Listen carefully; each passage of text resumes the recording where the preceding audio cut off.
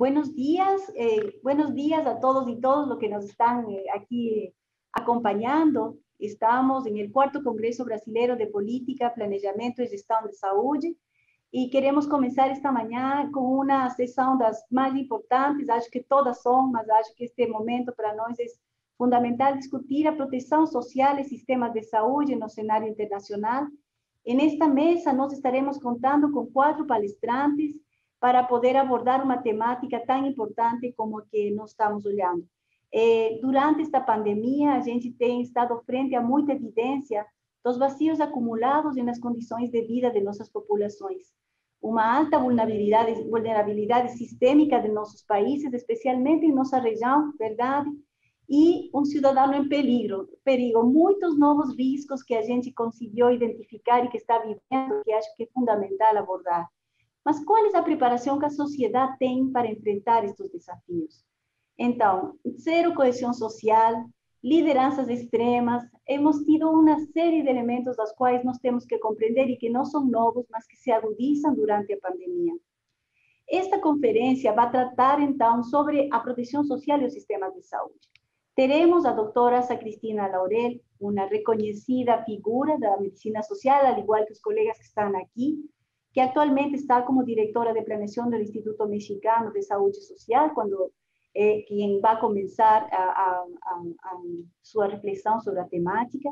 A doutora Laurel, ela é uma pessoa que nós todos conhecemos, estamos muito contentes de contar com você, uma histórica de desenvolvimento na medicina social, a Universidade de Xochimilco. Acho que muitos dos países temos tido a oportunidade de compartilhar seus conhecimentos e sua participação.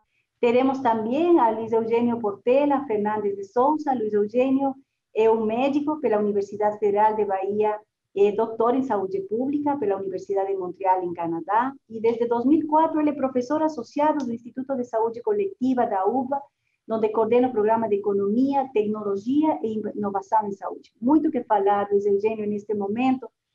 Temos também a doutora Cristiane Vieira Machado. Ela é médica sanitarista, doutora em saúde coletiva por o Instituto de Medicina Social da UERJ, com pós-doutorado em ciência política na Universidade de North Carolina, pesquisador e docente da Escola Nacional de Saúde Pública de Fiocruz, é atual vice-presidente de Educação, Informação e Comunicação da Fiocruz, membro do Conselho Deliberativo de Abrasco. Temos a um colega também e amigo, verdade, doutor Eduardo Levkovitz, professor do Instituto de Medicina Social da UERJ, doutor em saúde coletiva, coordena o mestrado profissional, foi vice-diretor e chefe do Departamento de Planejamento e Administração, coordenou a Comissão de Política Pública e Gestão da Saúde da Abrasco, se desempenhou em cargos diretivos da Secretaria de Saúde de Rio de Janeiro, do Ministério de Saúde, do INAMS, foi chefe na unidade e representante da OPAS 11, a instituição em que eu participo.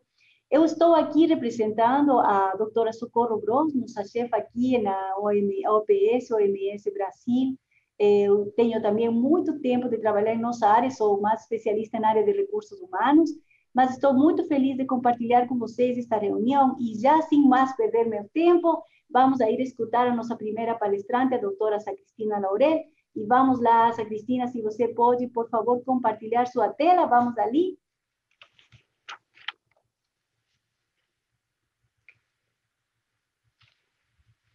Está com o microfone.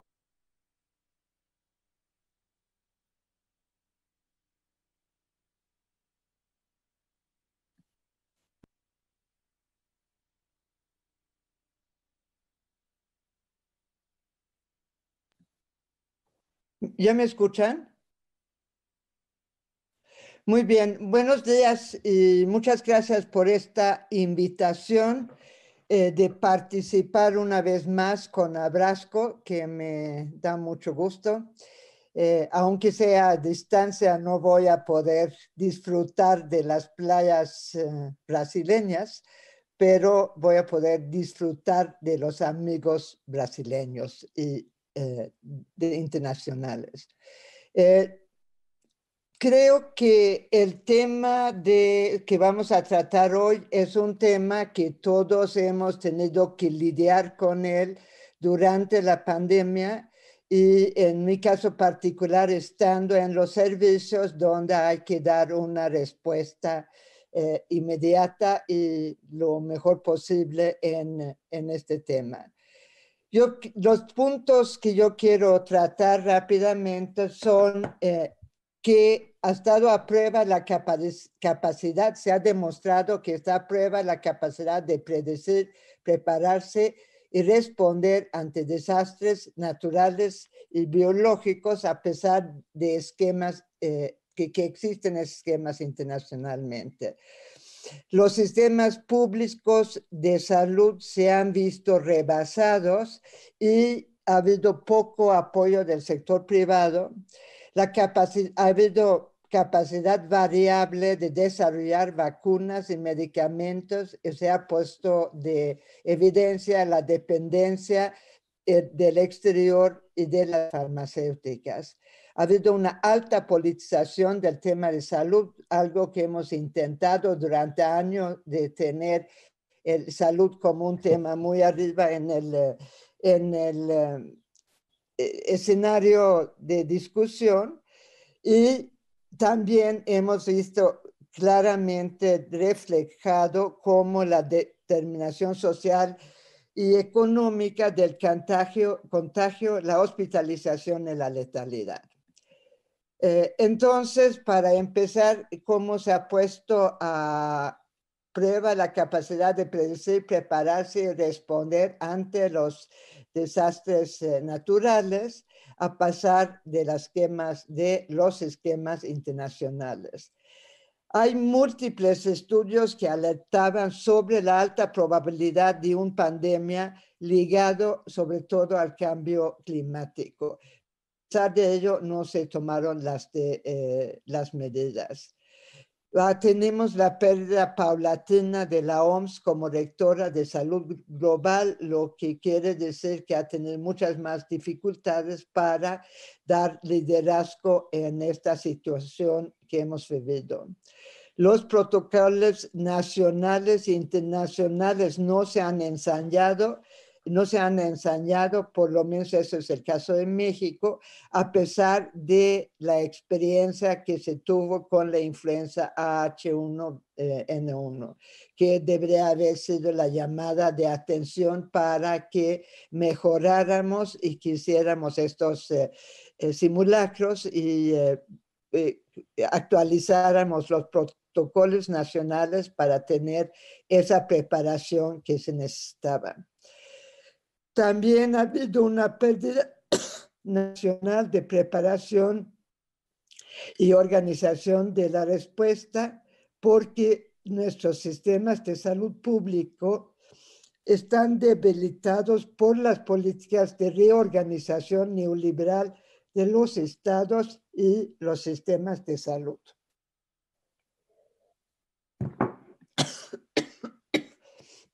Bueno, en el caso de México, hemos constatado un sistema público de salud rebasado, donde el apoyo del sector privado ha sido muy escaso. Bueno, tenemos la creciente segmentación y fragmentación que ha sido resultado de la política neoliberal, la introducción del sistema de protección social en salud, el conocido como el Seguro Popular, fue el golpe final al sistema público para la población sin seguridad social. Subrayo aquí que el Seguro Popular, que es un aseguramiento, se llama protección social, y creo que esa palabra, ese concepto, protección social, es muy variable en diferentes países. Entonces nosotros en México nunca utilizamos protección social porque nos lleva directamente a lo que es un sistema de aseguramiento con poco acceso. En esos términos, la legislación, el financiamiento y la capacidad de atención es superior en México de los institutos de Seguro Social, particularmente el Instituto Mexicano de Seguro Social, que atiende a la mitad de la población, Además, está geográficamente articulado en el sentido que hay servicios de salud pensados en función de lo que es la distribución de la población con seguridad social. Ha tenido una mayor capacidad de conversión. El IMSS en transcurso de 4 meses abrió 10,000 camas nuevas y que corresponde al 20% de la capacidad total. Ahora no estoy incluyendo lo que son los centros de convalescencia, que son otros tantos camas. También desarrolló atención al primer nivel y en casa a través de un seguimiento desde los centros o clínicas que permitía a los médicos consultar con sus propios pacientes para ver cómo se encontraba, con la posibilidad de transferirlo inmediatamente a lo que son las hospitales en caso de que eso se requiriera. El sector privado solamente ha estado auxiliando para urgencias sencillas, no COVID. O sea, la capacidad de atender COVID ha sido muy baja, pero sí han ayudado a atender temas de urgencias sencillas como los partos, etcétera. Bueno, en México ha habido una pérdida de producción de vacunas y medicamentos, o hay una clara pérdida de autosuficiencia nacional, lo que tiene que ver precisamente con lo que es el tema de políticas neoliberales. Bueno, ha habido una alta politización del tema de salud, donde el gobierno ha tenido liderazgo en detección, atención y vacunación, donde debería tener liderazgo. Ha sido tan importante la politización que ha habido caída de gobiernos y ministros de salud. El ejemplo más cercano es el argentino, pero también ha ocurrido en otros, en Perú y desde luego en Europa. Bueno, hemos tenido gobiernos machistas como el suyo que sostiene que el virus no existe y un público de derecha que dice que las medidas tomadas infringen la libertad individual. O sea, típicamente por encima del interés colectivo ponen la libertad individual. Ha habido una tendencia de polarización entre izquierda y ultraderecha, y lo que es la paradoja es que el salud está socialmente visible y demandado, pero desplazado a una pelea interpartidista, de tal manera que el interés público no está recogido como debe ser. Bueno, finalmente, como nunca se ha visto lo que es la determinación social y económica del contagio, la hospitalización y la lealtad. Bueno, intuitivamente se sentía que hay mayores impactos en los más carenciados que en la otra parte de la población. Hay estudios sobre etnicidad y el contagio y la muerte en los Estados Unidos, y nosotros en México hemos podido demostrar una relación inversa con salario. A mayor salario, menor daño, una diferenciación entre los tipos de actividad económica y el grado de daño, entre la ubicación en el empleo y los daños. Y lo que se ha podido también demostrar es que es mejor atender los casos más leves en casa con suficiente supervisión. Y en estos estudios que hemos hecho, también parece que las comorbilidades están sobreestimadas. Bueno, eso es lo que quiero poner a su discusión. Muchas gracias. Muchas gracias a Cristina. Ahí vamos a dejar de compartir a tela, por favor, en la parte de encima. Perfeito, já estamos. Então, vamos agora a passar ao nosso segundo ponente. Eu acho que a Cristina coloca elementos aí, já um insumo para poder começar a pensar. E eu gostaria de pedir às pessoas que nos estão escutando, se animem para colocar suas perguntas, que a gente vai estar processando para poder aproveitar de nossos palestrantes neste encontro. Então, pediria, por favor, a Luiz Eugênio participar com sua ponência. Adelante, Luiz Eugênio. Muito obrigado a todos. Quero agradecer o convite para participar dessa mesa redonda, ao lado de pessoas importantes, queridas, a professora Cristina Laurel, o professor Eduardo Leucovitz, a professora Cristiane Machado. Eu diria que, em parte, o convite, eu entendi o convite para participar dessa mesa como, em parte, devido à posição que eu ocupo atualmente de vice-presidente da Federação Mundial de Associações de Saúde Pública, que tem me dado a oportunidade de participar de discussões no cenário internacional sobre o sistema de proteção social, o sistema de saúde. A Federação Mundial de Associações de Saúde Pública foi fundada em 1967, tem mais de 50 anos, portanto, reúne cerca de 130 associações nacionais de saúde pública. A Abrasco é a representante do Brasil, e essas 130 associações representam juntas cerca de 5 milhões de trabalhadores da saúde pública. No ano passado, a Federação realizou seu 16º congresso, o primeiro congresso virtual da história, com a participação de 3.750 pessoas de 125 países e uma boa participação de brasileiros e brasileiras.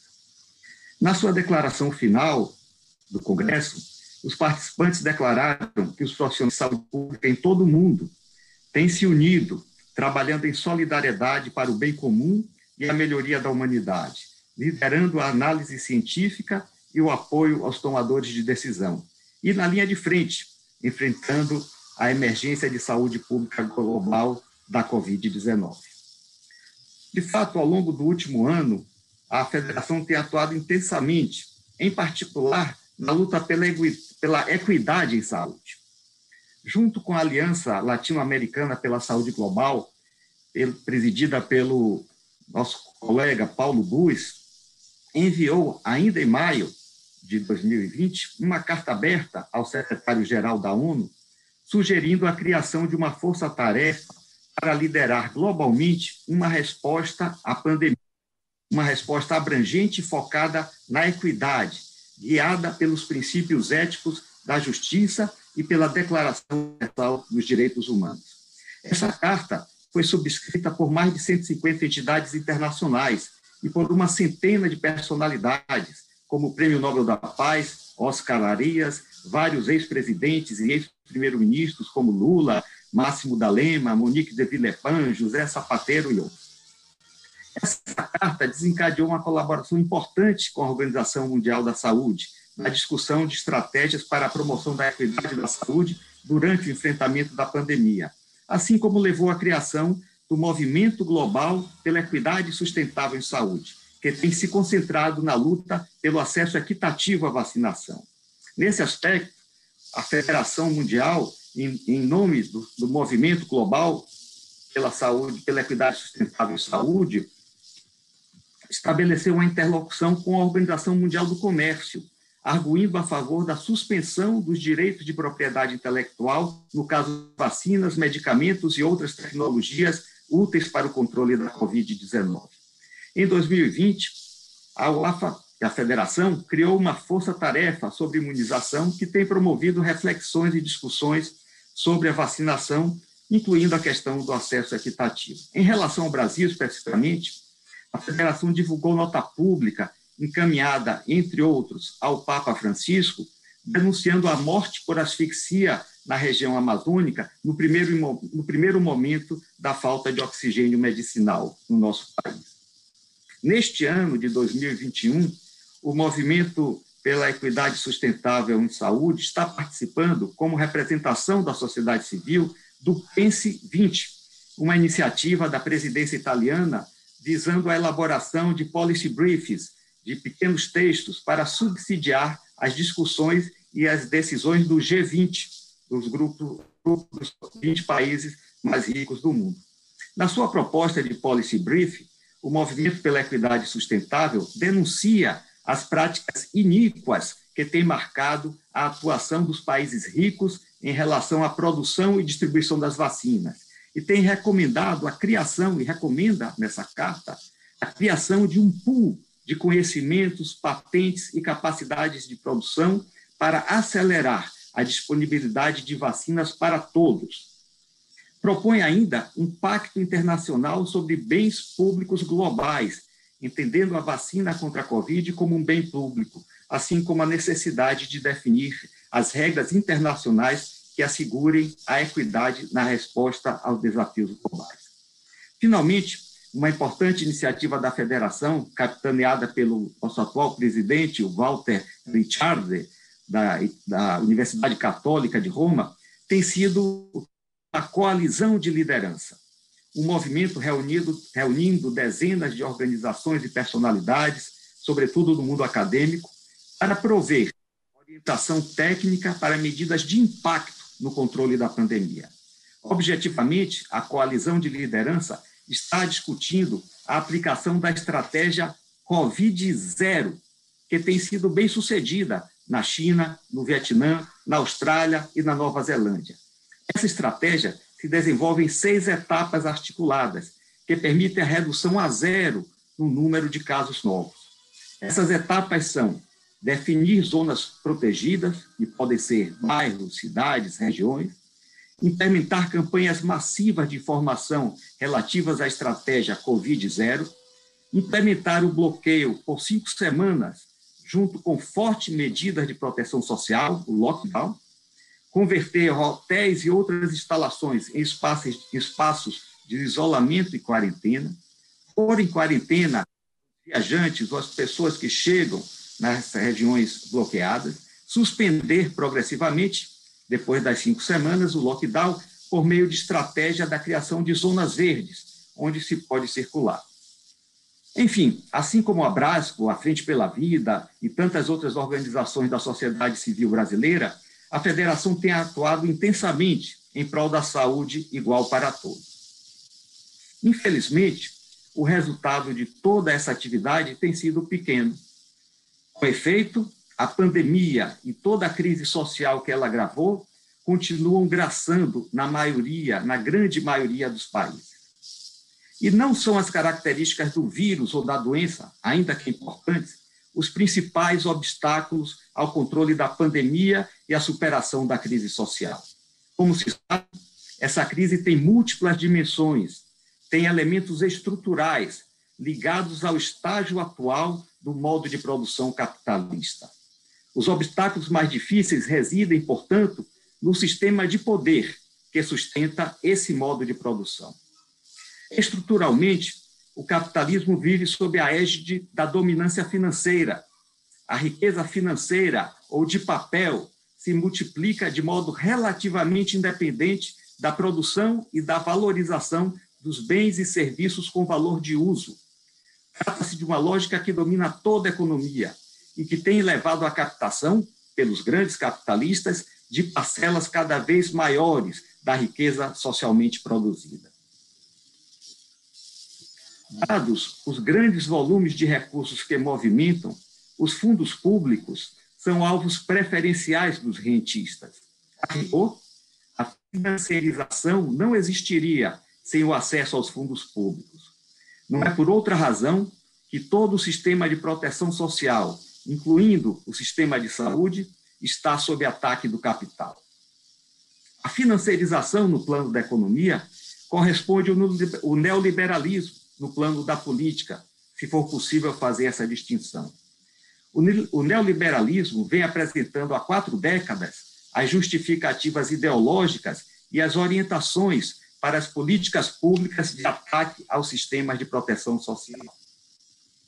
Ocorre que, após 40 anos, o neoliberalismo e a financiarização deixam à mostra todo um rastro de destruição, com destaque para a emergência climática que vivemos, incêndios devastadores, secas e inundações idem, ondas mortais de calor, derretimento das calotas polares, perda de colheitas, fome, doenças, violências, migrações forçadas.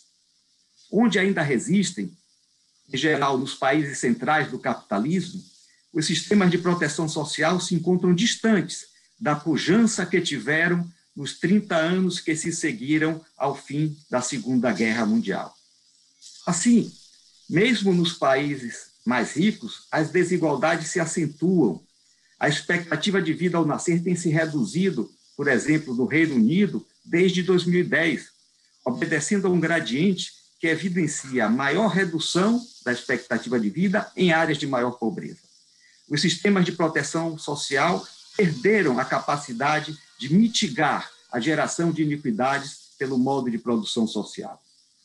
O que talvez é ainda mais alarmante é a falta de perspectiva de superação dessa crise estrutural no sentido do fortalecimento dos sistemas de proteção social, das desigualdades e do enfrentamento da crise climática, para não falar da falta de um projeto socialista que dispute os corações e as mentes dos trabalhadores, pondo em questão a propriedade privada dos meios de produção.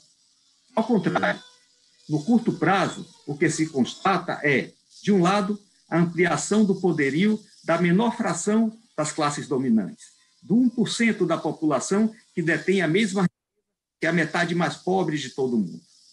E, de outro lado, a emergência e o fortalecimento de movimentos de extrema-direita, que se apresentam como alternativa ao status quo, mobilizando os perdedores da globalização econômica, os ressentidos da perda do status social e também certos grupos sociais sensíveis aos valores da moral conservadora, de base cristã, branca e patriarcal. O Andy Brown, no seu livro Nas Ruínas do Neoliberalismo, discute as razões da ascensão da política antidemocrática no Ocidente. Argumenta que ameaça à democracia, que pode levar ao aniquilamento dos sistemas de proteção social em vários países do mundo, tem suas raízes nas políticas neoliberais. Com efeito, a autora lembra, inicialmente, o ataque do neoliberalismo à própria ideia de social ou de sociedade. Para Friedrich Hayek, referir-se ao social, à sociedade, não passa de um eufemismo para o poder coercitivo do governo. Radicalizando essa concepção, Margaret Thatcher dizia que só existem indivíduos, não existe essa coisa chamada sociedade. Brown destaca, em segundo lugar, o ataque do neoliberalismo às formas democráticas de tomada de decisão política. Em lugar de deliberação, contestação e partidas democráticas de poder, que, eventualmente, representariam obstáculos ao livre funcionamento do mercado, o neoliberalismo propõe a gestão e a tecnocracia, garantidoras da proeminência do capital. É assim que funciona de fato.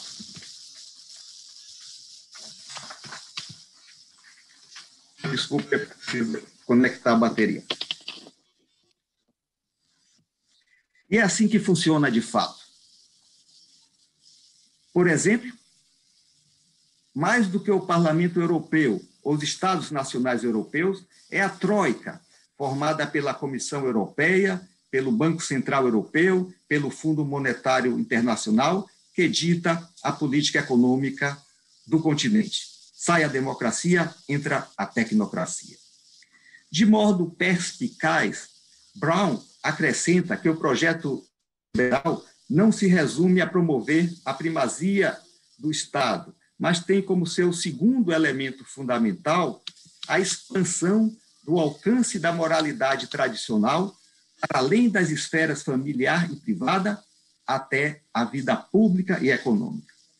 E cita textualmente Hayek em um discurso de 1984, abro aspas, devemos retornar ao mundo em que não apenas a razão, mas a razão e a moral, como parceiras iguais, devem governar nossas vidas. Onde a verdade da moral é simplesmente uma tradição moral, a do Ocidente cristão, que criou a moral na civilização moderna. Essa tradição moral define claramente o lugar da mulher, do não branco, do pobre, do diferente na sociedade, tirando qualquer sentido a políticas universais de proteção social, incluindo o acesso aos serviços gratuitos de saúde. Finalmente, o Ed Brown mostra como o projeto Mercado e Moral, na prática, se concretiza na mercantilização da moral. Dessa forma, a liberdade passa a ser uma calça velha, azul e desbotada, e o sonho de Martin Luther King passa a ser possuir uma caminhonete potente. Não há, portanto, valores outros além do êxito material. Não há ética fora dos interesses econômicos. Cresce assim o niilismo e o vale-tudo. Em consequência, rompe-se qualquer laço de empatia, qualquer sentido de solidariedade, ou seja, a base ética de sustentação de qualquer sistema de proteção social. 80 anos antes da publicação de Nas Ruínas do Neoliberalismo, Karl Polanyi escreveu em A Grande Transformação que, quando o mercado deixa de ser um espaço limitado de trocas econômicas e, por meio da ação indutora do Estado, separa-se das demais instituições sociais, tendo transformado o trabalho, a terra e o dinheiro em mercadorias, nesse momento a sociedade corre o risco da aniquilação, ou se aniquila mesmo, como Polanyi testemunhou na ascensão do nazifascismo. Cito Polanyi: o total fracasso da liberdade no fascismo é, com efeito, o resultado inevitável da filosofia liberal. Fechou aspas. Após a aniquilação produzida pela Segunda Guerra, a humanidade foi capaz de se erguer e de se renovar. Nações democráticas conseguiram reorientar a ação estatal no sentido de regular, controlar, dar limites ao mercado. Nesse processo, os sistemas de proteção social, seja nas experiências da social-democracia, seja nas experiências do socialismo real, foram pilares centrais desse soerguimento e dessa renovação.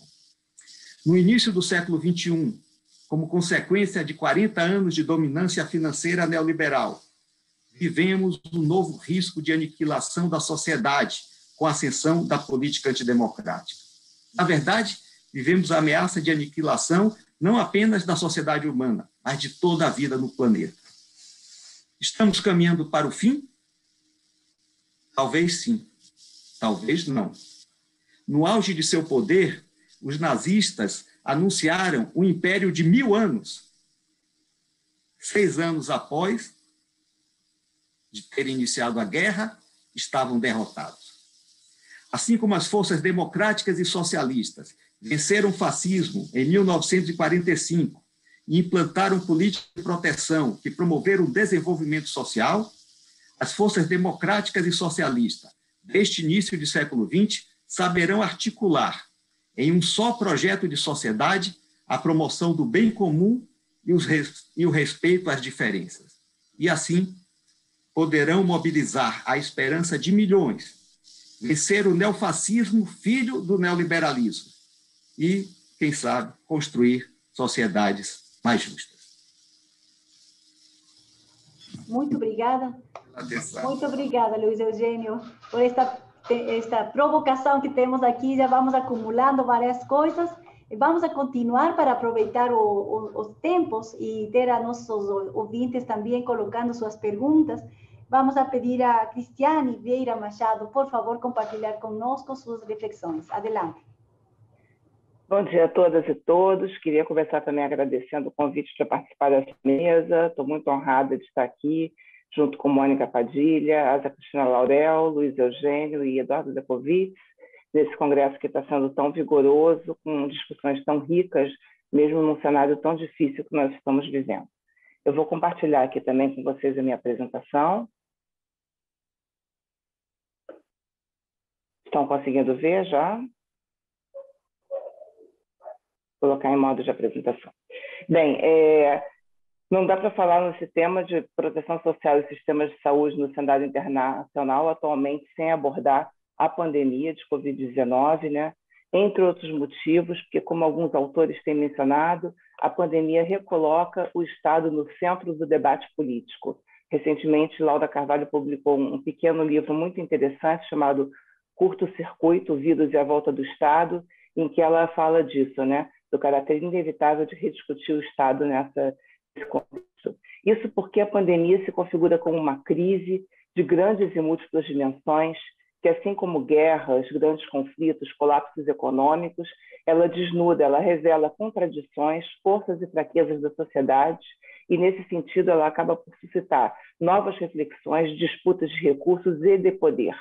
Então, um evento de grandes proporções como esse, ele pode vir a alterar a forma como o Estado é visto e a sociedade são vistas, e essas alterações podem desencadear mudanças mais estruturais ou não.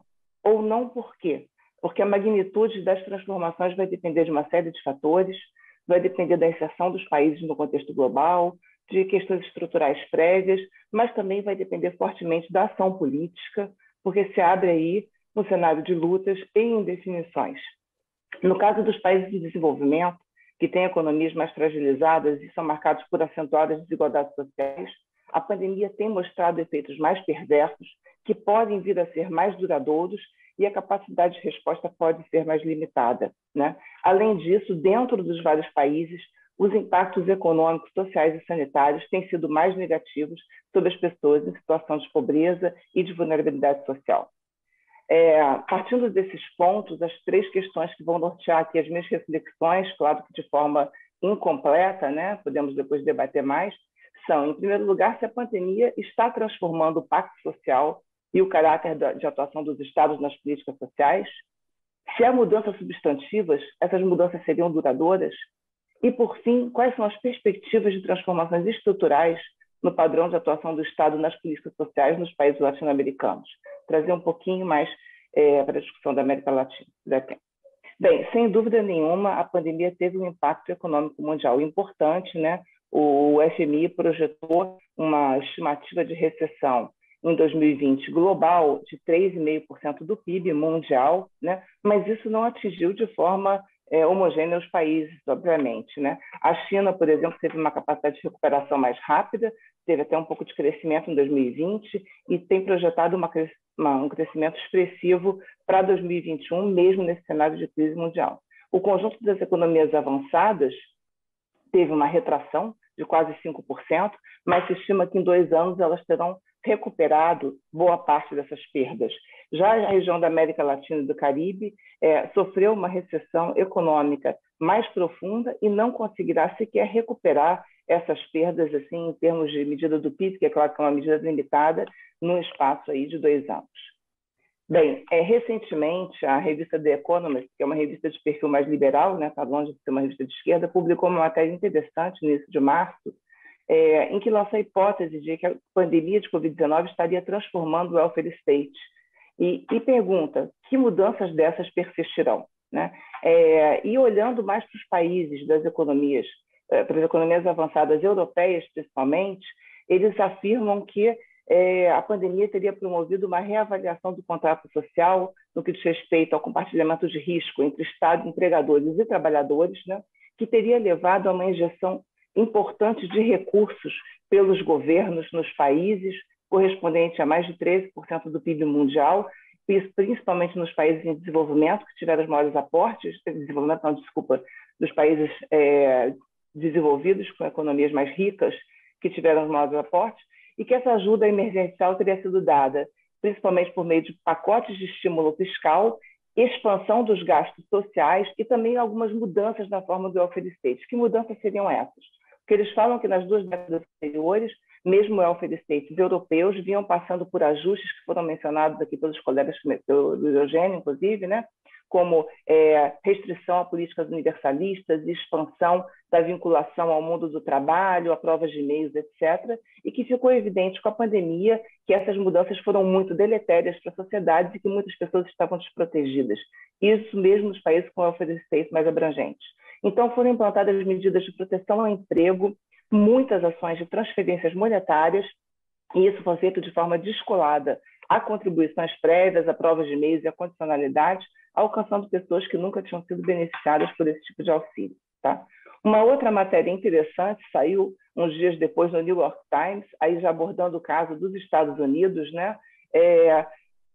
falando que, assim, após 2 décadas de estagnação de renda e aumento de desigualdade nos Estados Unidos, né, a pandemia teria mostrado a situação de pobreza, a gravidade da situação social naquele país, e que mesmo o governo Trump, que foi um governo negacionista, que teve uma condução terrível diante da pandemia, acabou por ampliar incentivos fiscais e transferências monetárias para dar conta da situação emergencial.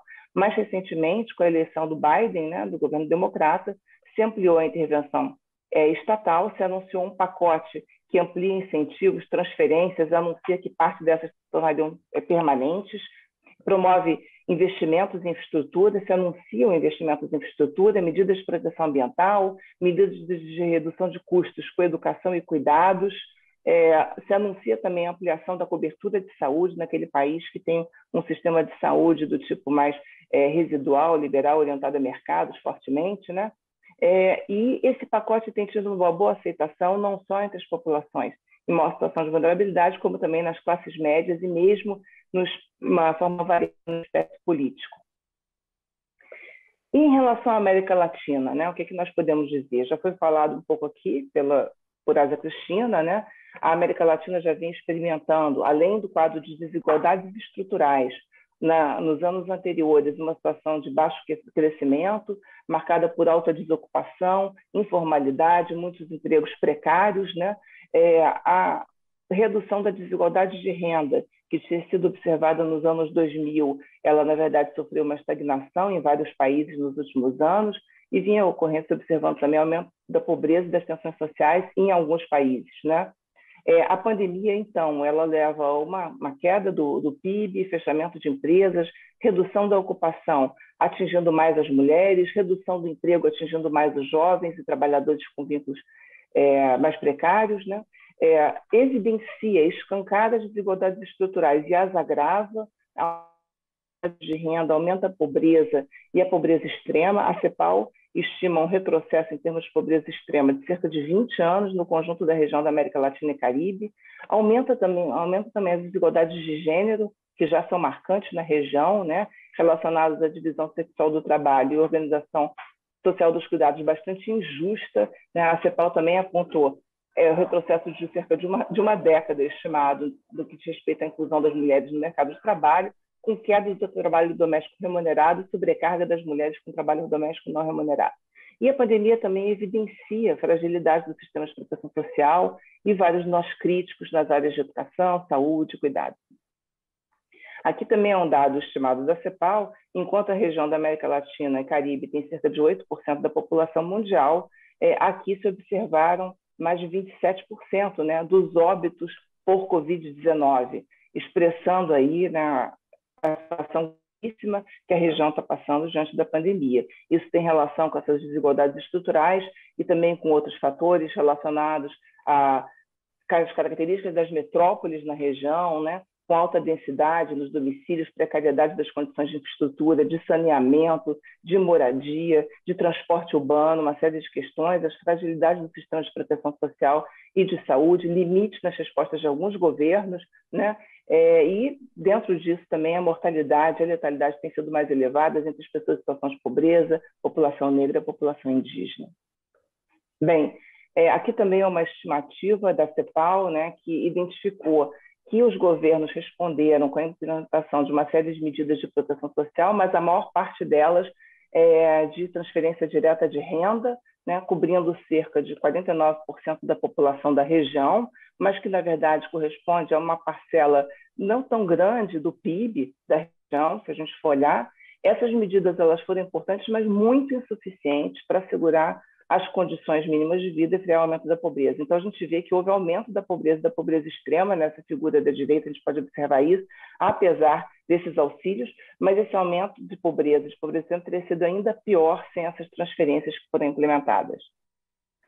E no que diz respeito ao sistema de saúde na América Latina, né, a Cristina também já trouxe alguns elementos, ficaram muito evidentes, apesar dos países terem sistemas muito diferentes, as respostas dos governos também foram diferenciadas. Nós temos tido alguns estudos comparados, né, que estão analisando isso em maior profundidade, inclusive nós, na ENSP, estamos fazendo uma pesquisa comparada de alguns países.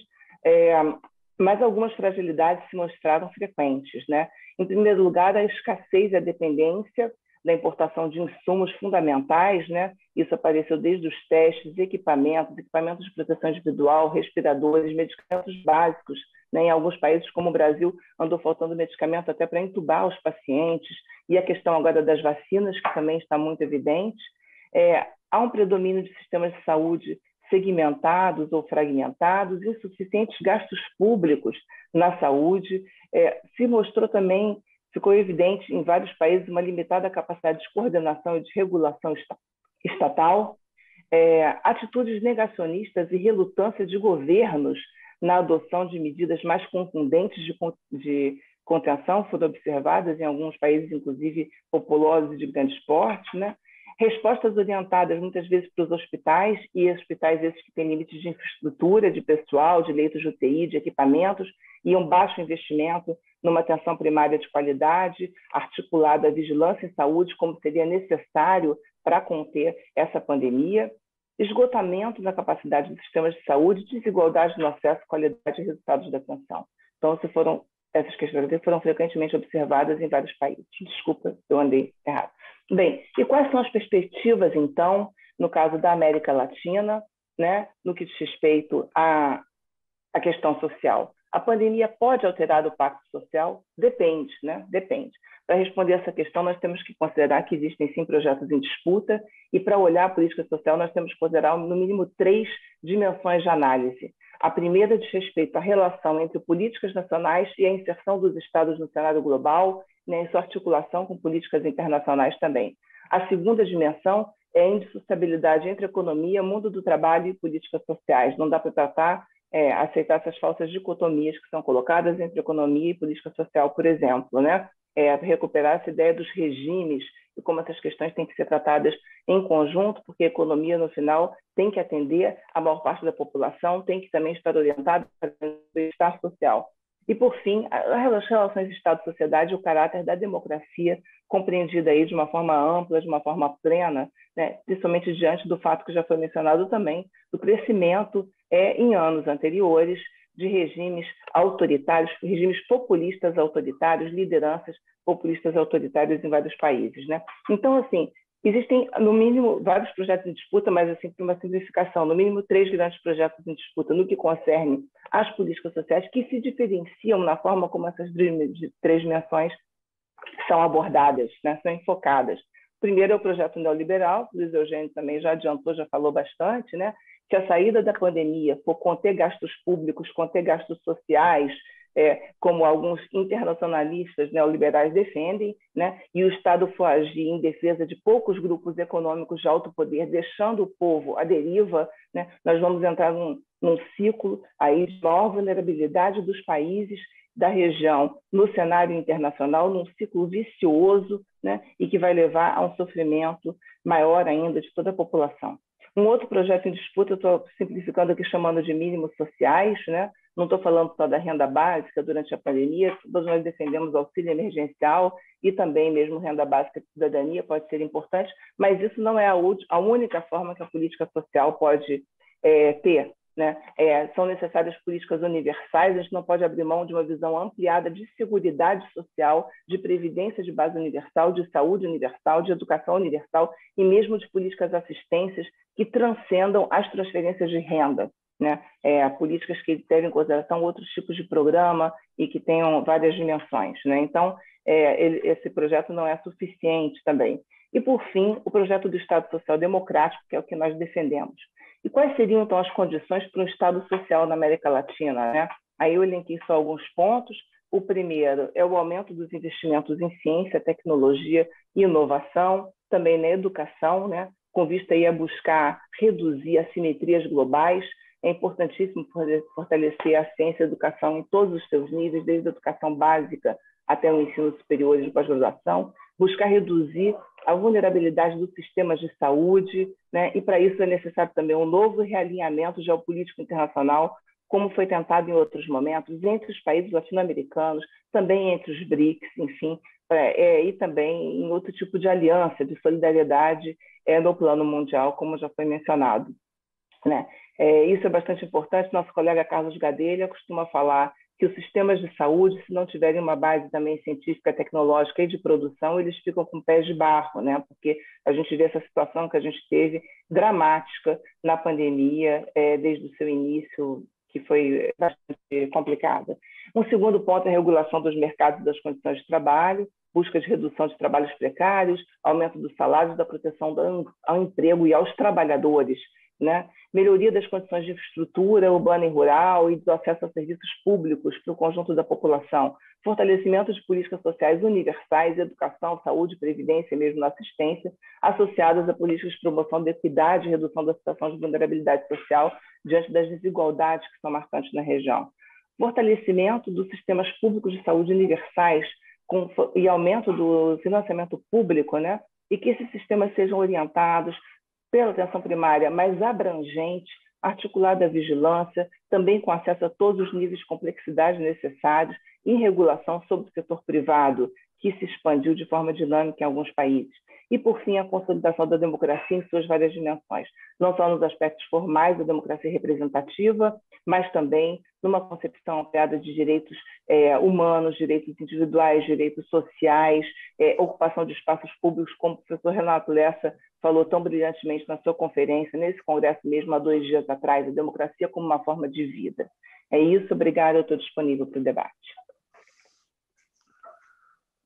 Muito obrigada, querida Cristiane. Eu acho que a gente vai acumulando uma série de elementos, não, para poder pensar esta proposta que nos fazem, quais são essa proteção social no sistema de saúde. E vamos a passar ao último palestrante, por favor, Eduardo, compartilhar com a gente suas contribuições. Adiante. Muito obrigado, Mônica. Queria agradecer à comissão organizadora e à comissão científica esse convite para essa mesa e a alegria de estar, que agora a gente substituiu rodas de conversa por retângulos de conversa, né, nas telas, compartilhando com pessoas muito queridas que eu tive a oportunidade, ao longo da vida, de trabalhar junto, discutir, refletir. Nesse contexto de estar em casa expondo, peço desculpas antecipadas se tiver interrupção dos cachorros ou das netas, né? Porque não resistem a entrar aqui para ver o que está acontecendo e olhar para a tela, e os cachorros são incontroláveis, né?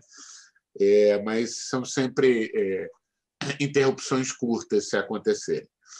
Eu vou sair um pouco e, nesse sentido, agradecer muito a Asa Cristina, Luiz Eugênio e a Cris por terem tratado já de forma bastante profunda do tema pandemia.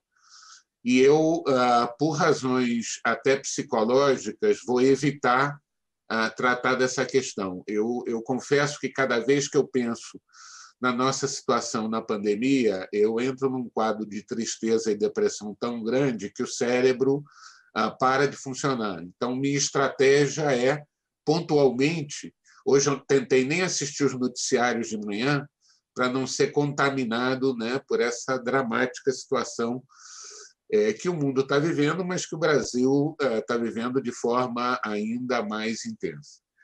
E outra coisa que eu vou evitar é o PowerPoint, né? Essa síndrome de quem dá aula quase todo dia vai deixando a gente extremamente cansado do PowerPoint. Então, não vou nem por um caminho, nem por outro. E eu queria começar essencialmente pelo título, né? O cenário internacional. Eu acho, apesar da competência com que os colegas tentaram tratar, que é muito difícil a gente traçar hoje um cenário internacional de proteção social e de desenvolvimento dos sistemas de saúde, né? A gente tem trabalhado lá no Instituto de Medicina Social essencialmente com a ideia de múltiplos cenários da proteção social e do desenvolvimento dos serviços dos sistemas de saúde. De uma forma muito simplificada, eu poderia citar aqui pelo menos 6 cenários distintos, né? Um deles dos países, essencialmente da União Europeia, mas também Canadá, Austrália, Nova Zelândia, Israel, ou seja, o núcleo duro da OECD, exceto os Estados Unidos, né? Que tem 60, 70 anos de estados de bem-estar social consolidados, né? E que, portanto, passam por transformações internas a esses sistemas socialmente, politicamente e economicamente consolidados, né?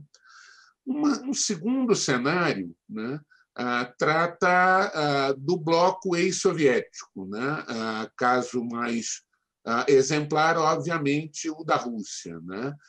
Em que, depois de 40, 50 anos de sistemas públicos universais estatais, né, passaram, a partir dos anos 90, por um processo muito acelerado de privatização, mas vem, nos últimos 20 anos, um retorno à presença forte de sistemas públicos e dos Estados. O caso da Rússia é o mais exemplar, mas isso acontece em todo o bloco ex-soviético, talvez com exceção marcante da Polônia e da Hungria, onde os governos de extrema-direita, como bem caracterizava Luiz Eugênio, né, mantêm políticas de corte neoliberal privatistas, né? Um terceiro bloco é o bloco da América Latina, que a Cristiane já começou a abordar, e eu vou deixar um pouco para o final, porque é também o que eu vivi por muitos anos e estudo concretamente, né? Um quinto cenário é o caso particular dos Estados Unidos, que a gente nunca consegue enquadrar, né, em nenhum desses modelos de desenvolvimento, mas que, desde o governo Clinton, vem tentando aproximações a uma forma de pensar que a gente poderia, entre muitas aspas, chamar de universalista fragmentada, universalista segmentada, com pouco sucesso do ponto de vista da sua aceitação, tanto parlamentar quanto social, por boa parte da população. E o sexto caso, o sexto cenário, é dos países completamente desassistidos, né? A maioria da África e uma boa parte da Ásia, que continuam tendo sistemas, o que é muito difícil chamar de sistemas, né? Mas conjuntos de serviços completamente segmentados para boa parte da população, uma grande dependência da cooperação internacional. E, finalmente, né, o caso da China, e, em menor escala, de uma boa parte dos antigamente chamados tigres asiáticos, Taiwan, Coreia, né? E o caso do Japão, do qual me refiro especialmente à situação da China, que também, nos últimos 40 anos, tem consolidado uma expansão muito significativa da rede de serviços de corte político-ideológico compatível com o seu sistema de governo, né? Portanto, né, eu acho que estudar profundamente essa situação requer olhar para esses distintos cenários. É óbvio que nenhum de nós individualmente, na verdade, nenhum grupo de pesquisa consegue tratar simultaneamente de todos eles, né? Cada um de nós se especializa um pouco neles. Mas algumas características, né, são transversais a esses sistemas e são características que já foram aqui referidas, né? O primeiro dele é a categoria analítica das desigualdades, que eu continuo achando ser o principal instrumento de entendimento dos serviços de saúde, dos sistemas de saúde nesses distintos cenários. Hoje, menos do que a sua forma, o seu formato organizacional, né, ou de classificá-los como sistemas social-democráticos ou institucionais redistributivos ou residuais, ou privados comerciais, eu acho que importa entender como a questão universalista encara as desigualdades de todas as naturezas, sejam elas econômicas, sejam elas de gênero, sejam elas étnicas, sejam elas territoriais, geográficas. E a segunda questão transversal essencial, também aqui já referida, é que papel cumprem os Estados nacionais, né? Esses Estados nacionais, cuja morte foi decretada quando Fukuyama escreveu seu famoso livro, e eu estava no início do doutorado, e Zé Luiz Fiore, que todos nós conhecemos, trazia muito esse debate para todos nós, né? Tem hoje múltiplas formas de discussão da sua reinserção, particularmente no século XXI.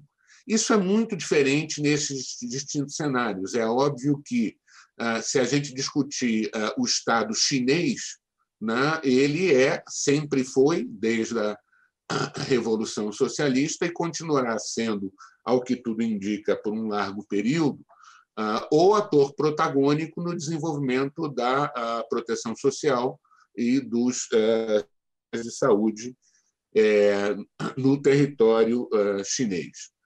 Outra situação bastante distinta, né, é para tratar num bloco comum desses sistemas que têm uma tendência mantida nos últimos 40, 50, 60 anos, é o caso da União Europeia expandido, né, para os outros países da OECD, com exceção dos Estados Unidos. E aí vale muito a pena olhar, né, Luiz Eugênio se referia a alguns documentos da União Europeia. A União Europeia tem uma tradição, as presidências da União Europeia têm tradição de contratar estudos de universidades importantes no mundo sobre várias ações, e política social é uma delas, né? Utilizando um conceito muito interessante que eles usam de coordenação aberta, né? Em que respeita políticas nacionais, mas tem diretrizes gerais, é o caminho da identificação dos novos riscos sociais, né? Que já há uma década a União Europeia vem trabalhando para reconstrução, consolidação e rediscussão das suas políticas amplas de proteção social. Novos riscos sociais, já elencados aqui pelo Luiz Eugênio, não vou repetir todos, mas basicamente associados ao envelhecimento da população, a mudança das relações formais de trabalho e uma especial atenção à primeira infância, né? Os primeiros 4, 5 anos de vida se tornaram, em todas as publicações da União Europeia, nessa última década.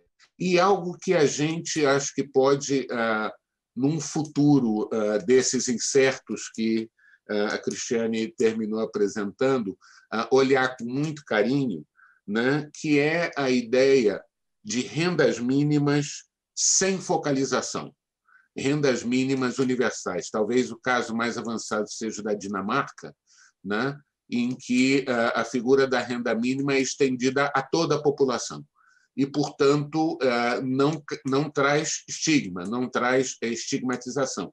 Assim como a educação primária e secundária pública universal, né? São cenários muito interessantes de ser olhados, essa ideia fundamental de coordenação aberta que a União Europeia utiliza, permitindo políticas sociais de caráter nacional, mas com um arcabouço geral de reflexão bastante interessante, né? É difícil a gente tratar desses cenários simultaneamente, até porque, entre aspas, a assimetria de informação e de análise disponível é muito dramática, né? Enquanto para os países centrais, né, a OECD publica anuários extremamente interessantes, o Observatório Europeu de Políticas e Sistemas de Saúde apresenta tanto perfis de sistemas de saúde como livros e policy briefs transversais sobre temas absolutamente críticos, e você pode olhar o que aconteceu há 2 anos atrás, né? No caso da América Latina, por exemplo, os melhores dados que a gente consegue hoje são de 2012, 2013, 2014. Apesar da CEPAL produzir todos os anos uma publicação chamada Panorama Social, que traz dados, você vai olhar os períodos reais de coleta e eles ainda estão nos primeiros 5 anos do decênio em que a gente está. A OPAS, por exemplo, só publica Saúde nas Américas a cada 5 anos, né? Então, a gente ainda está lidando com 2017, quando, em alguns casos, em 2017, com dados de 2013, 2012, 2013 e 2014. Né? Então, há uma defasagem de como a gente pode analisar essas coisas. Nesse sentido, por exemplo, a extinção do ISAGS é de uma tristeza do Instituto de Governo em Saúde, né? É de uma tristeza monumental, porque eles, sim, faziam um esforço muito grande de manter, pelo menos, análises transversais muito interessantes. Assim como a Cris, eu estudo fundamentalmente em América Latina, por uma questão de convivência durante 16 anos que eu trabalhei na OPAS com esses países e de interesse também, né? Então, vou falar um pouquinho dessa situação. Ontem, numa das sessões de comunicações orais coordenadas, a gente discutia bastante essa situação da América Latina, né? E eu tenho observado, né, uma situação na América Latina totalmente distinta dos sistemas estáveis, né, como os da OECD ou como o chinês, que têm 40, 50, 60 anos. Na verdade, no caso da gente, a gente tem, a cada período de 15, 20 anos, mudanças radicais de direcionamento na expansão e na retração da proteção social, particularmente da proteção social em saúde, né? Nós começamos com os seguros nos anos 20 e 30 do século passado, sofremos um impacto importante da era de ouro do welfare state, com um crescimento importante da proteção social, ainda que segmentada e fragmentada dos nossos sistemas, até meados final dos anos 70. Tivemos um impacto brutal das, entre aspas, chamadas reformas dos sistemas de saúde, capitaneadas pelo Banco Mundial, pelo BID, pela USAID, mas também com uma certa cumplicidade dos organismos das Nações Unidas, da própria OPAS, do PNUD, da Unesco, da Unicef, no período dos últimos 20 anos do século passado, e vivemos, particularmente desde 1999 até a onda sombria dos golpes institucionais, parlamentares ou das eleições de governos de caráter conservador e reacionário em meados da década passada. Na verdade, nós vivemos, do início dos anos 2000 até 2012, 13, 14 e 15, um lindo período de expansão de iniciativas de proteção social na área de saúde, muito heterogêneo, muito diferente nos vários países, mas, efetivamente, né, após o impacto na América Latina da crise das hipotecas americanas de 2008, né, e da ascensão, do final do ciclo de governos progressistas de esquerda ou de centro-esquerda, uma enorme retração que talvez tenha anulado os efeitos dos 15 anos anteriores. Eu tenho trabalhado muito com um conceito da maré rosa, né, do pink tides, que é um conceito desenvolvido pelo Jeffrey Weber, que é um cientista político marxista da Queen's Mary University de Londres, né, que foi o primeiro a lançar. Hoje em dia ele tem já um livro publicado de análise disso, em que, basicamente, o que se observou na América Latina foi uma maré. E, como toda maré, ela tem fluxo e refluxo. A gente tem hoje uma linha de pesquisa no Instituto de Medicina Social que tem exatamente esse título, né? O desenvolvimento dos sistemas de saúde na América Latina, fluxo e refluxo da maré rosa, né? Esse conceito da maré rosa do Jeffrey Weber, ele foi, do ponto de vista político, muito aprofundado por uma querida amiga, que é a Constança Moreira, que é uma cientista política da Universidade da República no Uruguai e senadora pela Frente Ampla, né? Em que mapeou todos os processos e resultados eleitorais dos nossos países, com uma ênfase na América do Sul, e já há alguns anos a gente vem tentando trazer isso para o ambiente dos sistemas de saúde, né? O tempo está acabando, eu queria finalizar um pouco referindo à necessidade da gente retomar um esforço de pesquisa de estudos comparados, certo? A gente tem abandonado um pouco, né? Particularmente nós brasileiros temos muita dificuldade de interagir com a América Latina, né? Tem duas vertentes importantes de sistemas comparados, uma delas de estudos comparados, uma delas absolutamente dominante na nossa realidade institucional, que é a abordagem do neoinstitucionalismo histórico, e uma que foi mais presente ainda no século XX, hoje mais esquecida, que é a abordagem da economia política marxista, né? Tenho observado que a convivência dessas duas abordagens é muito produtiva, elas não são, na essência, contraditórias, mas a gente precisa aumentar um pouco o diálogo entre essas duas abordagens e aumentar os estudos comparados, e, como eu dizia no início, acho que são dois eixos essenciais que a gente precisa comparar, né? A evolução das desigualdades e o papel dos Estados e das políticas nacionais na condução das políticas de proteção social. Fico nessa introdução, cheguei aos 20 minutos e vamos para o debate. Obrigado a todos. Muito obrigada, Eduardo, e a todos vocês, os quatro, realmente com umas perspectivas complementares que permitem a gente incorporar, colocar vários elementos. Nós temos várias perguntas, temos ali no chat colocado para vocês. Eu queria fazer um recorrido muito rápido do que nós olhamos. Nós encontramos aí uma clara análise dos sistemas de saúde e a determinação no contexto que se encontra tanto sociopolítico e neoliberales foi colocado muito fortemente. Este assunto da financiarização dos sistemas como uma tendência base e também essa dicotomia entre o individual e o coletivo, que acho que assim, que pesa muito neste momento.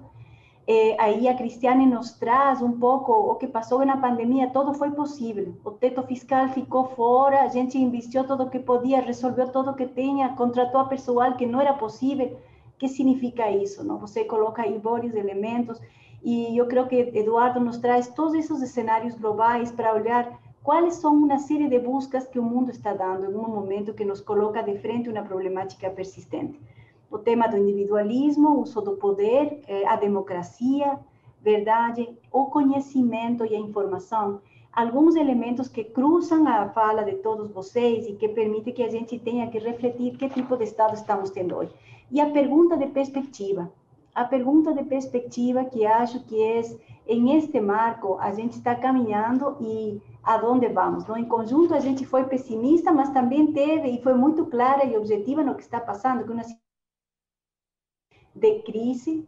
Ali, Luiz Eugênio coloca todos os eixos tentando topar o poder do mercado, tentando topar o poder, mas estamos longe. Não? Então, eu acho que é um espaço, eu gostaria muito, temos pouco tempo para esta profundidade, temos apenas poucos minutos, mas eu gostaria de passar as perguntas individuais e solicitar de vocês, assim, antes do fechamento, a perspectiva, verdade? O que é o que nós temos neste minuto, como podemos avançar? Mas ali vamos a ir por as perguntas aí de nosso público, que estão sendo várias. Para essa Cristina, por favor, essa Cristina, você tem ali a pergunta de Valentina.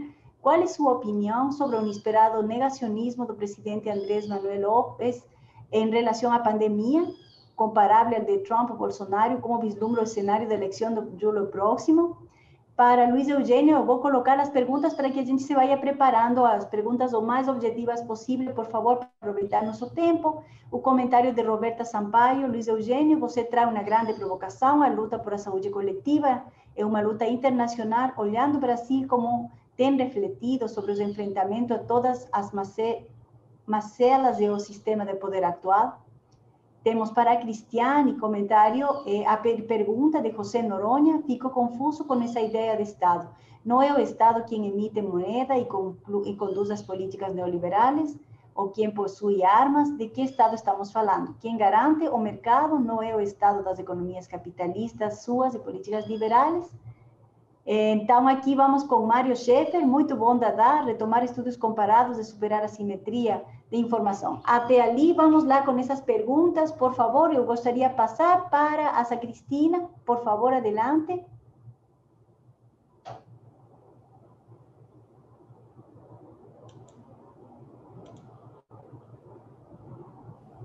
¿Ya me escuchan? Ya escuchamos, ahora sí. Perfecto.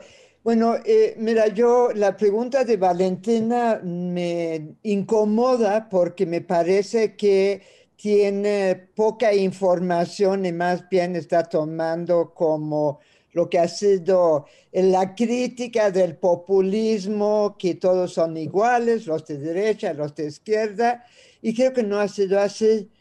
Creo que para entender el tipo de acción que se ha desarrollado en México, ciertamente al inicio se puede decir que se subestimó la pandemia, pero de ahí en adelante ha habido una intervención muy fuerte estatal para fortalecer el sistema de salud público y para poder vacunar a toda la población. Entonces creo que no es comparar el gobierno populista de izquierda de Andrés Manuel con los gobiernos populistas de derecha. A mí creo que esa manera de usar el populismo incluso es muy poco preciso, porque, digamos, tenemos tradición sobre populismos en América Latina.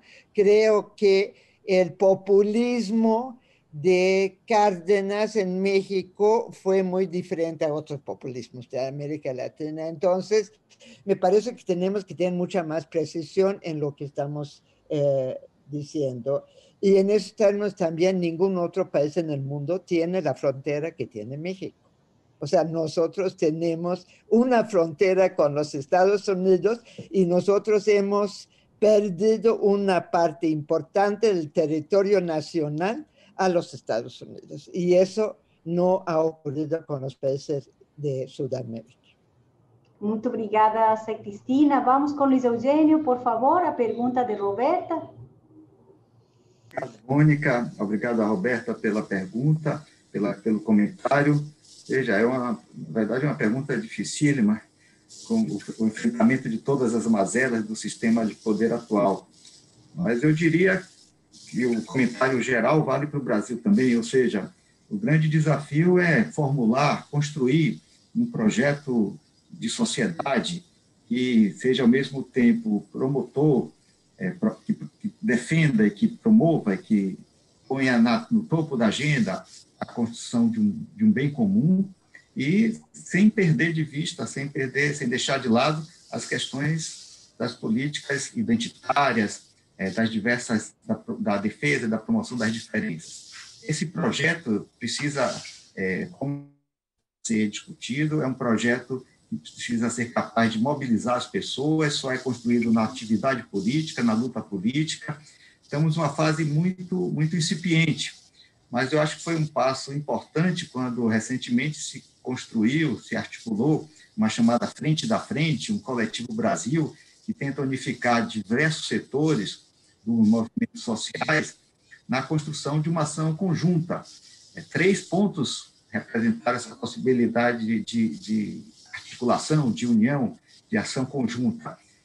A luta pelo auxílio emergencial de R$ 600, que se transforme em auxílio permanente, que dure inicialmente durante toda a pandemia, a luta por vacina já para todos e para todas, e o Fora Bolsonaro. Então, a gente tem aí, em torno dessas três bandeiras, um movimento de articulação que eu espero que, para além dessas questões conjunturais e imediatas, seja o embrião de um movimento de discussão que envolve várias centrais sindicais, vários movimentos sociais, várias entidades, inclusive a saúde coletiva, seja o embrião da formulação de um projeto que mobilize as pessoas. Lembrar que no próximo ano temos eleições previstas e a sociedade vai se mobilizar.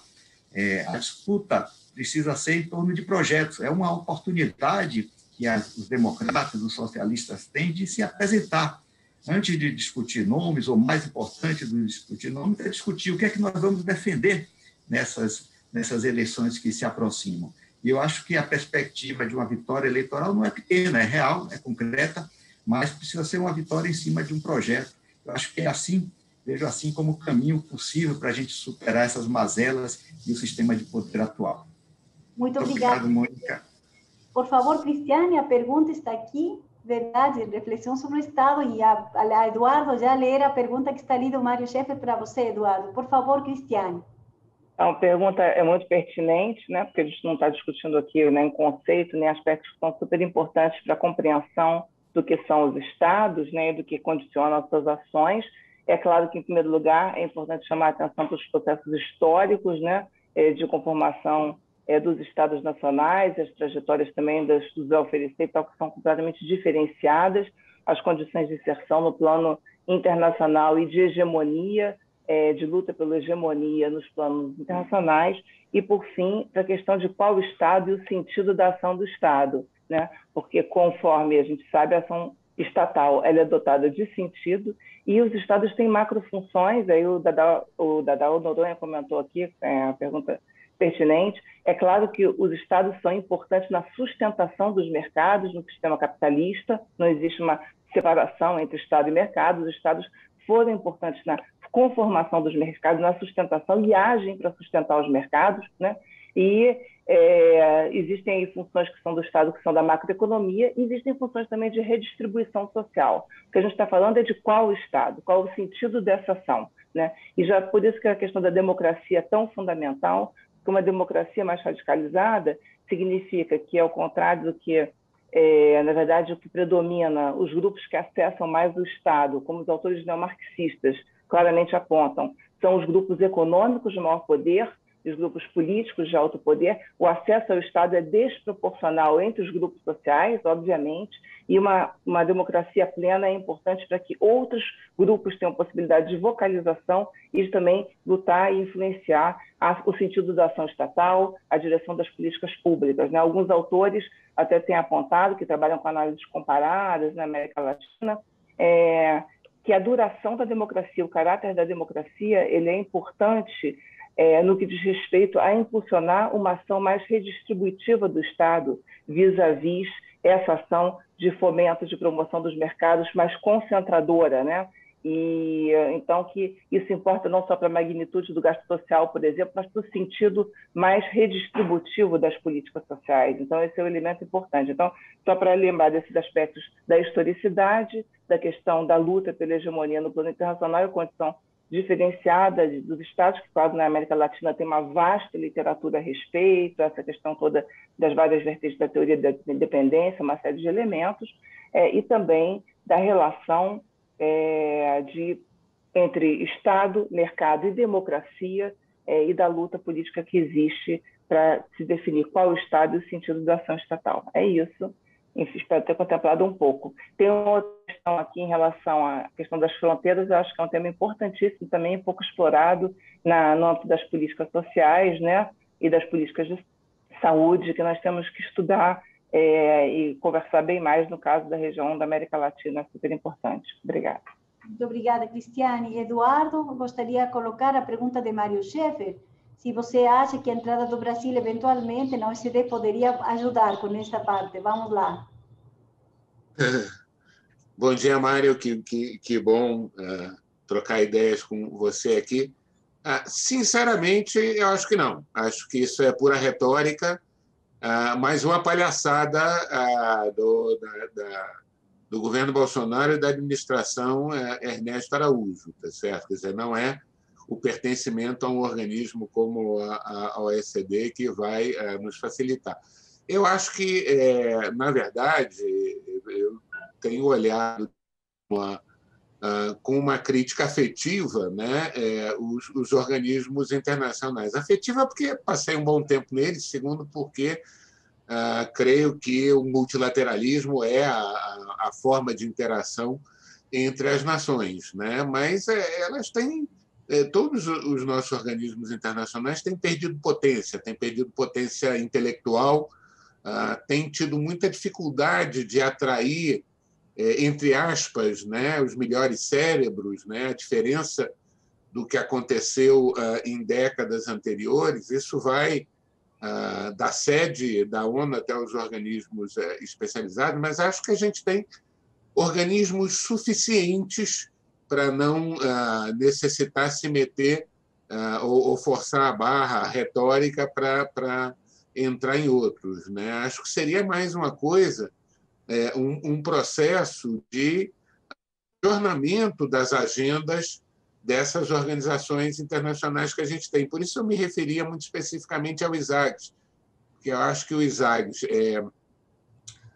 como começou, é jovem, né, e começou com uma condução muito própria, muito adequada do Temporão como diretor, né, olhou para isso de uma forma mais adjornada, de uma forma mais moderna, menos aferrado a tradições que são muito pesadas nessas organizações profissionais complexas, né? Então, acho que o investimento maior, e que o Brasil fez muito há 10 anos atrás, né? Na política externa brasileira, não só a geral do Itamaraty, mas a política externa sanitária do Ministério da Saúde foi muito relevante para trazer algumas ideias de modernidade, de adjornamento, de maior flexibilidade na forma de pensar desses organismos internacionais.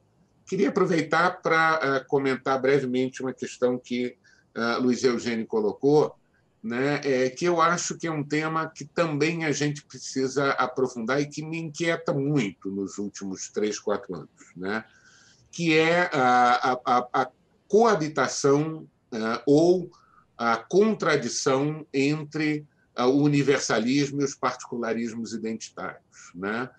Temos uma série de pensadores que entendem que a confluência das lutas identitárias ela forma um novo universalista, e temos uma série de reflexões de pensadores que entendem que os particularismos enfraquecem a ideia de um universalismo. Eu tenho, de formação original, uma adesão radical ao universalismo, mas reconheço que essa discussão é absolutamente urgente para nós, porque está colocado. É isso que muitos setores progressistas, democráticos, socialistas da sociedade estão discutindo, e a gente precisa encontrar um ponto de equilíbrio para que realmente essas duas lutas confluam para uma luta única, para um projeto distinto de sociedade e de Estado, né, Cris? Muito obrigada aí, Eduardo. Nós vamos a fazer, eu quero ler para vocês os comentários que estão colocados lá, para entrar a um momento de comentário, digamos, uma síntese, porque vocês também escutaram aos outros. Então, eu gostaria de colocar as mensagens que estão aqui e passar para cada um de vocês, em uns 3, 4 minutos, poder fazer o comentário final da perspectiva deste encontro, não? Usando as perguntas como insumo, mas eu passarei no mesmo ordem para poder fazer uma reflexão final integradora de cada um de vocês. Então, vou ler o que nós temos aqui, pergunta e comentário de Mercedes, características de economia dependente, onde vemos convivência do mais moderno com o mais arcaico, como vem essa realidade na saúde, na necessidade do Estado para a garantia da acumulação. Pergunta de Luciana Mañaje, desculpa mi portuñol, nesses tempos de grande inestabilidade e tensão social, como construímos bases mais sólidas, enfrentando, evitando cair nas polaridades, políticas de fragmentação das ações? Pergunta e comentário de Carlos Meisner. Sou bacharel em saúde coletiva, resido em Foz do Iguaçu, fronteira trinacional entre Brasil, Paraguai e Argentina. Por aqui, empiricamente, se há uma disputa pela cidadania, em especial no seu elemento social, onde tem marginalizado ou excluído os não nacionais e residentes do acesso à saúde. O que pensam para o futuro da saúde coletiva latino-americana nos territórios da fronteira? Pergunta de Luciana Dias de Lima. Gostaria de ouvir aos palestrantes como as diferentes dimensões da desigualdade que expressa na América Latina se relacionam com a proteção social desses países. Vocês veem que a gente queria passar aqui falando muito tempo, e a última da Anestela Dado. Um abraço, Anestela. Como se poderia construir melhor a comunicação que possa ganhar mais mentes e corações em direção à recomposição do tecido social tão escassado para que o resgate de um projeto país que resgate a democracia, o ideal do Estado que é apresentado? Então, colegas, eu vou passar para vocês, eu acho aqui um ponto importantíssimo. Hoje também tomar em conta, em este espaço político, a cidadania em sua individualidade, a comunicação como uma ferramenta absolutamente devastadora. Então, a gente está frente a um espaço também onde esse componente individualizado que era antes fora, ele é quem hoje alimenta a nossa democracia e a seleção de nossos representantes. E eu aí gostaria, então, por favor, pedir para vocês uma mensagem integrador e nessa perspectiva deste maravilhoso encontro. Empezaria com essa Cristina, por favor, essa Cristina.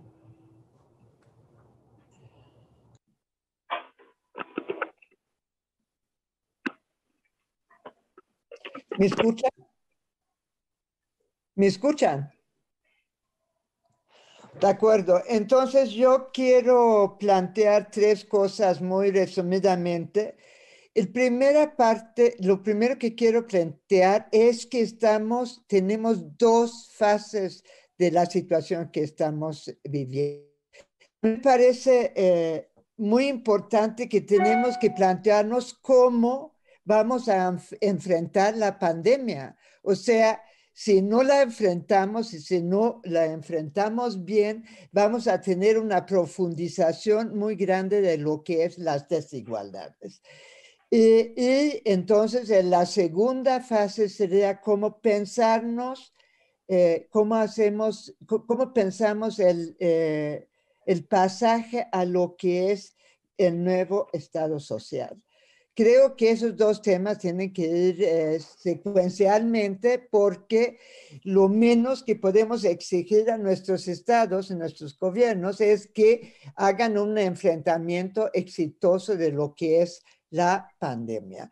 De ahí en adelante, sí, estamos prácticamente haciendo la misma discusión que hemos hecho durante varios años, en el sentido de decir cómo vamos a transitar a un nuevo Estado social, donde se ha hecho varios intentos en distintos países de América Latina.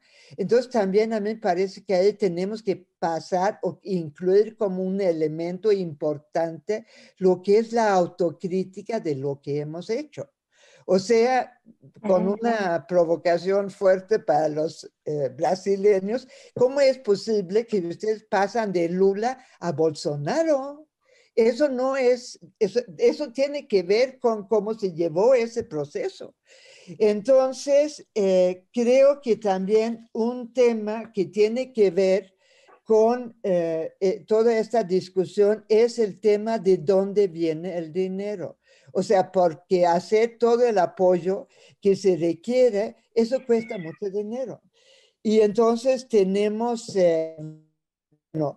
nos endeudamos más y fortalecemos al capital financiero. Eso es la vía que debemos elegir. O combatimos a la corrupción, donde hay una cantidad de dinero impresionante que recuperar en los países. Por ejemplo, en México hemos recuperar miles de millones de dólares con el ataque a lo que es la corrupción. Entonces, nada más planteo esos dos temas porque creo que una discusión aterrizada, con los pies en la tierra, necesita plantearse estas cuestiones. O sea, no es un debate nada más de cómo reestructuramos el Estado, cómo disminuimos la desigualdad. Eso es un tema muy importante, pero también tenemos toda la discusión respecto a cómo redistribuimos la riqueza social. Porque si algo hay de problema en América Latina es el problema de la distribución de la riqueza social. Con muy pocas excepciones, no somos países pobres en el sentido de que si distribuimos la riqueza de una manera igual, entonces seguimos siendo pobres. Entonces es un problema redistributivo y ese tema hay que plantearlo porque eso tiene que ver con poder. Eso es exactamente uno de los vertientes del poder importantes. Bueno, con esta provocación yo ya termino mi intervenção. Muito obrigada, Cristina. Então, estou passando agora, por favor, a Luiz Eugênio. E, Dada, solicito que você vá olhando, que há perguntas aí no chat, e você incorpore um tempinho, por favor, Luiz. Obrigado, Mônica. Acho que essa última fala de Asa Cristina resume bem as respostas que podem ser dadas a esse conjunto de questões. Eu acrescentaria rapidamente que nós vivemos um período de grande instabilidade política. Essa é a principal característica da conjuntura, do momento. Ou seja, as saídas estão todas em aberto. Podemos ter de todos os tipos de saída. E um aprofundamento, uma situação de barbárie é uma realidade, é uma opção concreta que existe, mas também a superação dessa barbárie, a implantação de um regime de caráter humanitário, de caráter de promoção da igualdade, da liberdade, também é uma possibilidade em aberto. Eu acho que a grande estratégia do ponto de vista dos democratas, dos socialistas, é cumprir o programa que o Polanyi coloca. Nós precisamos desmercantilizar o trabalho, a terra e o dinheiro. E nós temos experiências nesse sentido. As experiências de economia solidária que se espalham por todos os países, inclusive no Brasil, são pequenos embriões que podem ser coordenados, apoiados, sustentados, podem contribuir para esse processo de desmercantilização do trabalho. A gente vai começar a falar mais em trabalho e renda e menos em emprego e salário. A gente não pode imaginar que o Brasil, com uma economia informal tão grande, que a gente vai tornar moderna do ponto de vista do capitalismo, da empresa capitalista, o conjunto da força de trabalho, o conjunto dos trabalhadores. Isso é um projeto equivocado e inviável. O que nós precisamos é fortalecer a economia solidária, as cooperativas, e mesmo experiências locais com governos socialistas, com governos de caráter popular e democrático, podem apoiar essas iniciativas e fortalecê-las e crescer no sentido da federação dessas iniciativas. Enfim, eu acho que a gente não tem nenhuma resposta pronta, mas a conjuntura que se coloca é de grande estabilidade e acho que, em curto prazo, o Renato Lessa chamava a atenção disso, nós temos uma questão que tem que ser resolvida e que será resolvida em prazo relativamente curto. E é dessa questão que vai depender, como ele dizia, o futuro da democracia e eu estenderia o futuro da sociedade. Muito obrigada, Luiz Eugênio. Cristiane, por favor, adiante com seu comentário. Bem, agradecendo as questões que foram excelentes, eu não vou comentar todas, claro, é só destacar duas delas, a questão das desigualdades, das várias dimensões, que foi colocada pelo Luciano, é extremamente importante, né? Porque nós temos na maior parte das sociedades latino-americanas uma sobreposição de dimensões de desigualdade, tem desigualdade de inserção no mercado de trabalho, de renda, de raça, de gênero, não podemos negar que elas se interseccionam e isso produzem efeitos muito graves. Então, eu diria que para enfrentar as desigualdades são necessárias políticas de redistribuição em vários níveis da economia, área social e políticas sociais universais. Não tem como reduzir desigualdades sem políticas universais que, como o Luiz Eugênio comentou, promovam a desmercantilização uma proteção da sociedade vis-à-vis forças de mercado, né? Que o Polanyi fala também, usa esse elemento da proteção da sociedade vis-à-vis as tendências geradoras de desigualdade do mercado. Então, as políticas universais é que fazem isso, mas associadas também a políticas de promoção da equidade e de para atenuar, né, a situação das pessoas mais vulneráveis e em situação de desigualdade. Não existe incompatibilidade entre ter políticas universais abrangentes, orientadas pela igualdade, pela desmercantilização, pela redução da estratificação social, e com políticas de equidade, que elas são necessárias também num sistema de políticas sociais de base universalista, tá? Ainda mais em situações de extremas desigualdades, como são as latino-americanas, pelas sociedades coloniais e com processos de desenvolvimento capitalistas subordinados e que acentuaram as desigualdades sociais. Então, esse é um ponto muito importante. A outra questão é a questão que a Ana Estela traz, que eu acho bastante relevante também, que essa sensação que a gente tem do que deu errado, né? Assim, como é que a gente fala para os diferentes grupos sociais, como é que a gente, né? E eu diria que a gente tem um outro movimento que a gente não tratou, mas dos vários negacionismos, né? A gente tem falado do negacionismo científico, mas também negacionismo da história, né?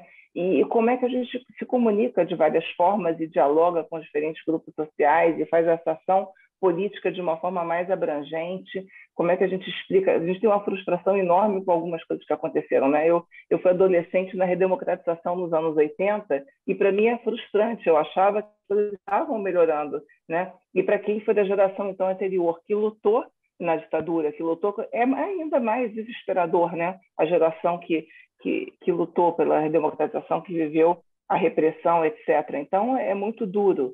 E eu diria que também, assim, eu acho que quanto mais a gente tem lacunas em termos da educação, do acesso das pessoas, às pessoas da informação, né? A gente está numa sociedade também movida pelas informações, então as desigualdades também nesse plano informacional, etc., são gravíssimas, né? E aí vem todo esse fenômeno da fake news, que é extremamente complexo, eu não vou dar conta de discutir aqui, mas a gente tem que trabalhar em diversas dimensões, e a própria questão da educação, das oportunidades, de uma forma mais igualitária para todos, né? É uma dimensão fundamental para encarar isso, além da promoção da participação, do diálogo social em todos os planos. É isso, para resumir. E obrigada, gente, pela oportunidade de estar com vocês aqui hoje. Muito obrigada, Cristiane. Vamos a passar, Eduardo, mas antes disso eu queria agradecer muito. Temos 98 pessoas no debate, todos fazendo comentários. Então, a gente vai pedir desculpas, porque nem o tempo dá para poder conectar. Mas nós queremos agradecer muito e vamos continuar. Eduardo, por favor, mas eu agradeço. Ali a nossa equipe está tentando cruzar todos eles, mas não dá, mas nós estamos super contentes de ter esta audiência. Por favor, Eduardo, suas respostas. Eu também fico muito feliz, Mônica, e acho que esse tipo de mesa no Congresso é disparador de discussões, né? Nenhum de nós tem a perspectiva de responder, digamos assim, né? Mas de identificar temas que interessa a todos nós discutirmos, e eu também estou muito de acordo com a agenda que a Asa Cristina nos apresentou. Do ponto de vista específico, né? O aprofundamento da discussão do universalismo com os particularismos identitários e sua relação com a equidade e com a igualdade, que é um conceito que eu prefiro, uma vez que o de equidade foi muito manipulado pelos organismos internacionais, né? Acho que quando Luiz Eugênio fala da retomada de um projeto socialista, o tema da igualdade é um tema absolutamente fundamental. Eu só lanço esse tema para o debate, é uma questão que me preocupa, né? Às vezes eu vejo ecologistas contra feministas, feministas contra indigenistas, ecologistas contra meioambientalistas, não sei, eu acho que o espaço de confluência, o espaço de construção de um projeto socialista passa pela unificação dessas diversas perspectivas, dessas diversas lutas, como bem lembrou a Cris, a história demonstra isso, né? Sem a unificação das lutas dos principais setores da sociedade, dos setores excluídos da sociedade, né? Você não tem transformação do Estado, não tem transformação da própria sociedade, né? Enquanto Luiz Eugênio falava, eu me lembrava de um outro texto, uns 10 anos posterior do Karl Polanyi, que chama Sobrevivência do Homem, né? E esse texto eu acho que é também uma enorme agenda, né? Porque ele trata do tecido social, né? Da relação entre a sociedade, o Estado e o mercado, que a Cris também mencionava, né? Termino entendendo que a gente precisa aprofundar enormemente o estudo e entendimento das desigualdades. Nós vivemos na região mais desigual do mundo, faz 40 anos que a gente usa essa expressão, e apesar da gente usar essa expressão há 40 anos, com exceção da CEPAL originária, da CEPAL de Prebisch e de Celso Furtado, né, em poucos casos nós tratamos efetivamente de como enfrentar nos nossos países as desigualdades. Eu lembro, porque trabalhei diretamente há 10, 12 anos atrás, uma grande iniciativa da OPAS de estudar o que na época se chamava de exclusão social em saúde, né? Com um apoio muito importante da Suécia, da Espanha e da Dinamarca, que nos financiaram, em que a gente conseguiu estudar essas características de exclusão e de desigualdade que a Cris mencionava, de renda, de inserção no mercado formal, de urbanidade e ruralidade, de etnia, de gênero, né, de opção sexual e de todas as perspectivas. Conseguimos estudar isso em 15 países. Não conseguimos no Brasil, porque o então ministro da Saúde, José Serra, vetou de forma absolutamente radical que se fizesse esse tipo de estudo, mas eu aprendi, acho que talvez o momento que eu mais tenha aprendido na vida tenha sido com identificar que a exclusão tem a cara da mulher, tem a cara negra, tem a cara indígena, tem a cara do analfabeto, tem a cara do desempregado, né? E com variantes de proporção entre os nossos distintos países, são essas mesmas que estão sempre presentes. Portanto, qualquer política social conduzida por um Estado democrático, por um Estado socialista, né, tem que olhar essencialmente para esses grupos, né, e, mais uma vez, relembro o impacto que eu sofri quando li essa ideia da União Europeia, né, de inclusão universal, de inclusão sem focalização, sem estigma, sem discriminação. Que bom que a gente pode ter essa discussão. Acho que todos nós aqui estamos dispostos a continuar com esse debate. Mais uma vez, agradecer a oportunidade dessa mesa muito produtiva e provocativa. Muito obrigada, Eduardo. Eu quero agradecer a todos vocês a riqueza dessa discussão, incluindo a nossos participantes e em público, assim que, em verdade, a gente poderia seguir o debate. Mas sim, pensar qual é a nossa situação hoje, em nossos diferentes campos, a gente está tentando dar o melhor que tem. Eu quisiera fazer um comentário especial, porque neste ano, eu trabalho muitos anos em desenvolvimento de recursos humanos em saúde, a OMS colocou como o ano dos recursos humanos. E eu acho que é fundamental colocar, porque a gente vive muita evidência do que passou, como falava a Cristina e todos nós, são temas que hemos estado trabalhando há muitos anos, mas eu acho que é importantíssimo neste momento pensar não aos trabalhadores como alguém que precisa ajuda na ponta, sino que alguém que tem direito e que tem que ser ele, que é um bem público dos nossos sistemas de saúde e precisa ser. Mas a pergunta também fica ali, além dos aplausos, que temos lá? Como vamos avançar, aprender o que fizemos? Como inovamos? Acho que um desafio neste momento também do que nós falamos aqui, qual é essa perspectiva dos sistemas de proteção e reconhecer que estamos em um campo de batalha, porque a verdade é que as forças estão hacia um limite ao outro e a gente tem que tomar partido, a gente tem que trabalhar nessa perspectiva e procurar tanto essas reflexões profundas que nós hemos colocado aqui, como isso que nos invita de ações concretas para revertir não é fácil. E hoje a cidadania completa está em esse plano da areia, verdade? Decidindo sobre o futuro. E a gente acha que tem que ter mais ciência de que isso está sucedendo. Eu acho que é um momento de desafio, sempre sendo um pouco positiva. A gente poderia, talvez, se reinventar em nossos diferentes espaços, mas, sem dúvida, a geração coletiva de conhecimento é uma responsabilidade que tem que ser aprofundada.